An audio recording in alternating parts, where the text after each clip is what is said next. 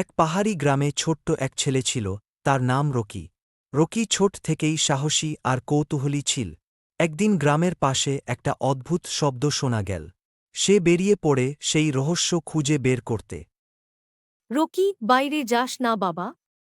এখন ঝড় আসবে, সাবধানে যাস, তুই আমার একমাত্র ছেলে। রকি, তুই কি পাগল?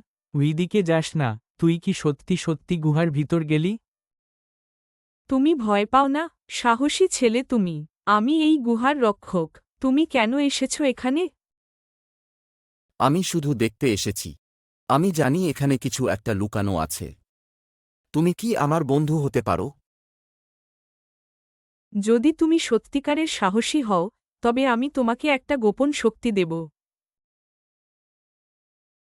রকি ড্রাগনের চোখের দিকে তাকিয়েছিল। এক ঝলকে আলো ছড়িয়ে পড়ল, আর রকির হাতে জ্বলন্ত পাথর এসে বসে গেল। এটা তার যাত্রার নতুন শুরু।